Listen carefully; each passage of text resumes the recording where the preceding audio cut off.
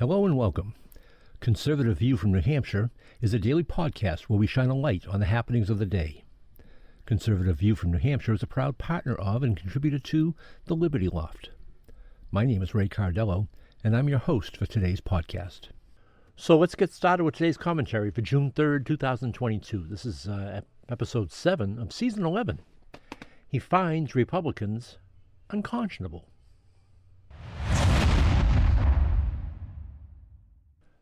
I listened to Joe Biden's dramatic speech on Thursday night about his wants and desires for gun control laws in America.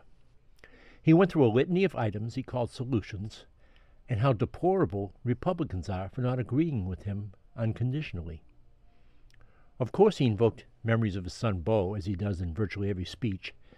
He talked about his visits with Jill, he does not call her doctor, to Uvalde and Arlington, and of course he whispered many times which is his effort at effect.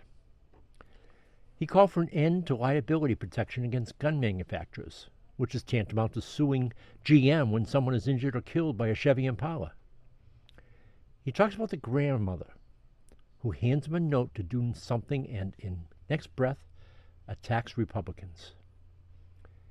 Inflation belongs to Putin, and mass shootings belong to Republicans. This rhetoric is from the president who claimed to be the Unifier and the president for all Americans. He is the great divider.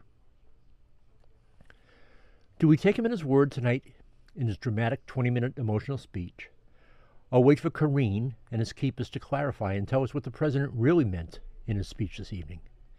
He said nothing about hardening schools or using unspent COVID money to reinforce school security. The president obviously wants to bring back the assault weapons ban, but there is no clear definition of assault weapons.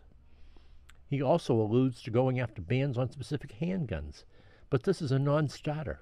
Republicans and legal gun owners will never allow these bans to be successful. He talks about strengthening background checks, but does not refer to his son Hunter, who lied on his background check and never faced charges for the felony he committed. Maybe he should focus on Hunter and not Beau when he gives these speeches.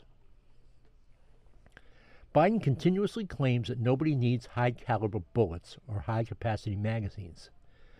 So why does the Democrat-sponsored bill before Congress exempt bodyguards from any of these restrictions? Because these people who are writing these bills are far more important than you or I. Mr. Mondaire Jones, Democrat of New York, said in committee today precisely what the Democrats want to do. And I quote, "You will not stop us from taking guns out of your hands. If the filibuster prevents us, we will abolish it. If the Supreme Court stops us, we will expand it." End quote.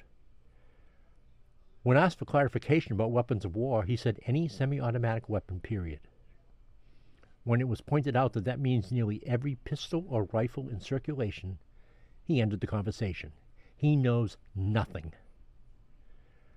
Sadly, these people are ignorant of guns, bullets, and classifications of firearms, yet they feel qualified to pass legislation to regulate them.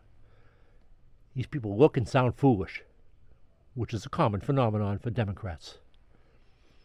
It is difficult to take Joe Biden seriously. When he is ranting in an obviously dramatic manner, you want to scream at the hypocrisy of those folks from the left. Big cities are being shot up nightly by gun-toting gangs. Fentanyl is flooding over our open southern border. We have intercepted enough to kill the world's population many times over. He leads the party that called for defunding police, and now he wants to tell us how to solve the mass shooting dilemma. Biden gave an extremely divisive speech and insulted the Republicans. Not the model for obtaining harmony and reaching across the aisle. Again, if somebody wanted to destroy or damage America from within, they would do exactly what Joe Biden and the Democrats are doing. They can point the finger at Republicans, but projection will not get it done.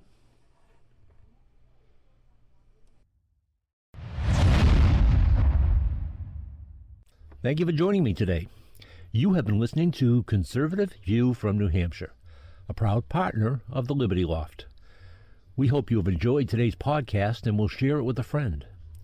Until tomorrow, make the best of yourself and your day.